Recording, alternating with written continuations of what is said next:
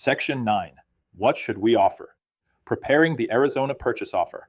When we left Ashley in Section 7, she had learned that finding the right house is only part of property selection. A traditional resale, new construction, lender-owned property, or HUD-owned property may involve very different documents, disclosures, procedures, and risks. After considering her options, Ashley keeps coming back to the Gilbert resale she loved.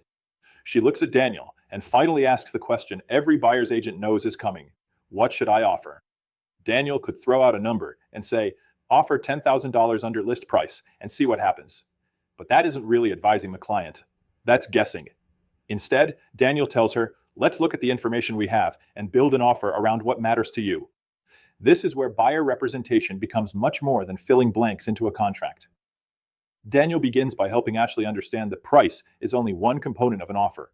They review relevant market information, available comparable sales, current competition, how long the property has been on the market, known property characteristics, Ashley's financing, her available funds, desired closing date, inspection considerations, earnest money, and other terms that could affect the offer. Daniel can provide information and professional analysis, but Ashley ultimately decides what she is willing to pay and which risks she is willing to accept. Ashley asks, but isn't the list price what the house is worth? Daniel explains that a listing price is an asking price established by the seller and listing brokerage. It isn't automatically a guarantee of market value or appraised value. A seller may price aggressively, conservatively, or strategically.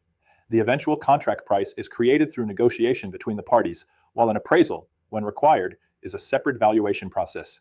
Those numbers may be identical, but they don't have to be. Daniel pulls comparable market information and shows Ashley recent activity. He explains what the data suggests, without pretending he can predict exactly what another buyer will offer or what the seller will accept. Michael has taught Daniel another simple broker rule. Give the client information, explain the consequences, and let the client make the decision. If Ashley wants to offer $465,000, Daniel can discuss what that means. If she wants to offer $450,000, he can discuss that too. His job isn't to secretly substitute his risk tolerance for hers.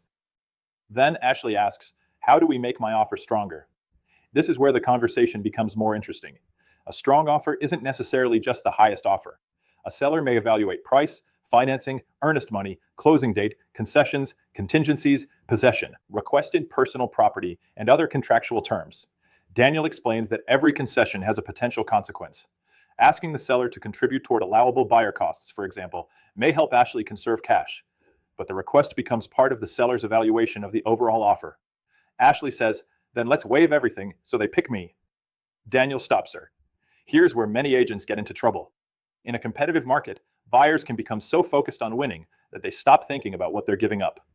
Daniel explains the purpose and potential consequences of important contractual protections rather than simply deleting them to make an offer look attractive. Winning the bidding competition is not a victory if the buyer accepts risks they didn't understand. The Arizona purchase contract establishes rights, obligations, deadlines, and remedies. Daniel should understand the forms he uses and competently explain the real estate provisions within his professional role. He should never tell Ashley, don't worry about reading it, it's just the standard contract. There is nothing insignificant about a document obligating someone to purchase hundreds of thousands of dollars of real estate. Daniel walks Ashley through the major business terms. They discuss the purchase price, earnest money, financing, closing date, possession, seller contributions you may request, personal property where applicable, and the inspection and due diligence framework. They also identify any addenda required for the transaction. The specific forms matter because the contract needs to accurately reflect the agreement Ashley wants to propose.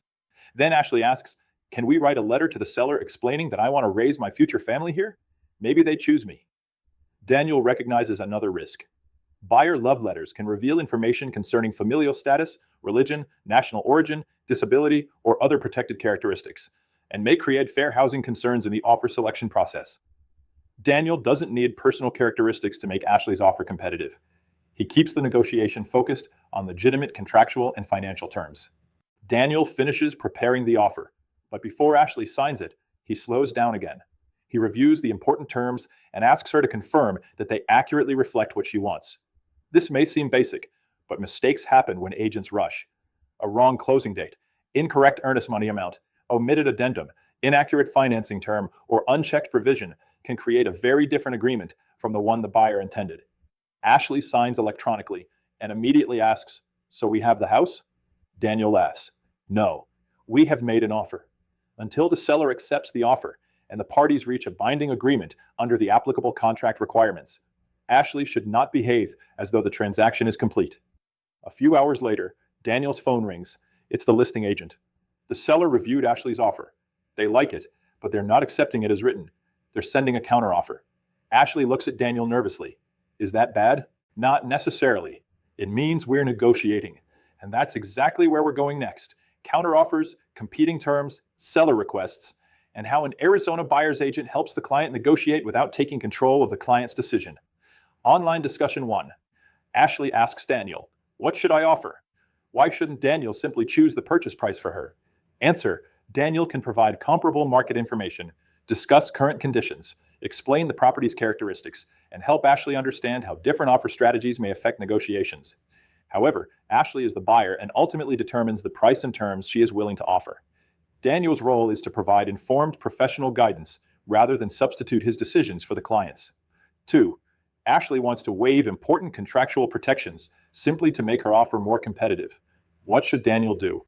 Daniel should explain the purpose of the provisions and the potential consequences of removing or modifying them. A buyer may decide to accept additional risk as part of an offer strategy, but that decision should be informed.